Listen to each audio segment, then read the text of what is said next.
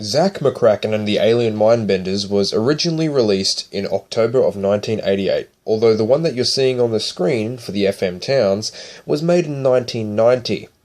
So, what is this game about and what's the deal with the weird name? Well, Zak McKracken is our main character and our reporter, and he's trying to make a really good story.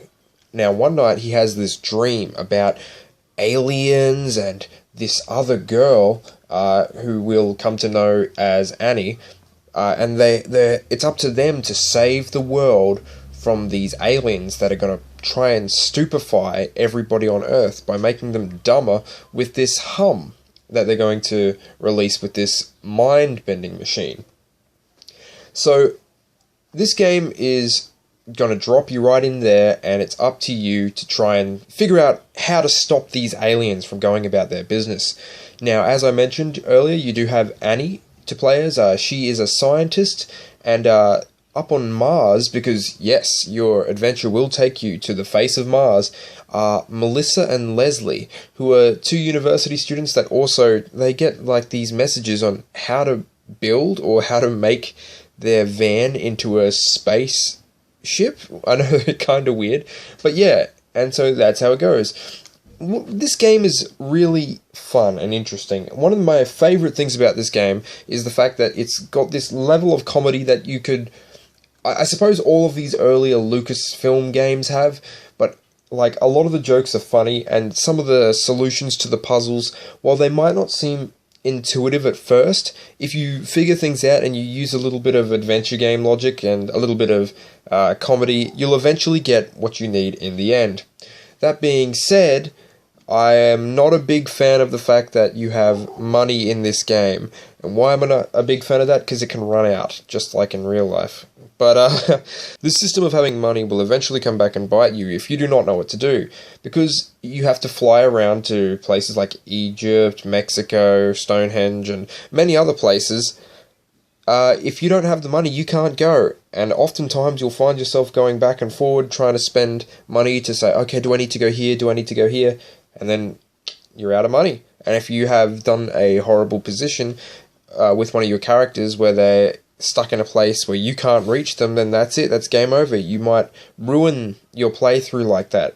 Now, eventually there is a way to constantly get your money back, but if you don't know that to begin with, you can quickly get stuck. Now, this game will have you going all around the world, as I mentioned, and switching between those 4 different characters. The places on Mars, I think it has one of my favourite gags with the broom. I don't want to spoil the main gag with that, but I really enjoyed that.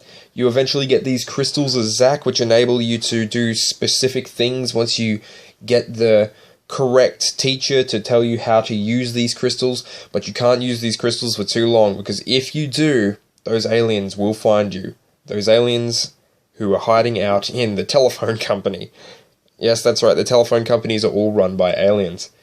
Now, it was like my first time ever playing this. I'd never played Zak McKracken, so getting to, the chance to go back and take a look at it, it was definitely of the time in the case of you can fail and there are failure scenarios, and in fact, there are little scenarios like if you do not fill up your oxygen, or if you don't put your helmet on before you exit the van, your character's just died.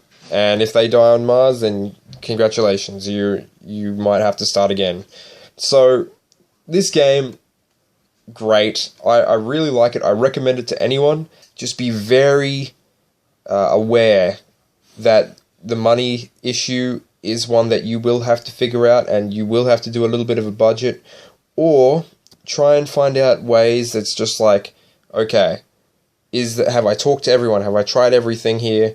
And, try and be careful with how you spend it. But later on, once you get to a certain point, which you know which that will be, you'll be easily able to get some more money. And, everything will fall into place from there, and you'll have a really fun time. So that's what I have to say about Zak McKracken and the Alien Mindbenders. Not as much as usual. It's a really fun game, but those issues do come into play quite a bit. I would speak extremely positively about it, and it's better than a lot of games out there, but when you compare it to other Lucasfilm games, it's alright, but maybe not the best. Thank you guys for listening.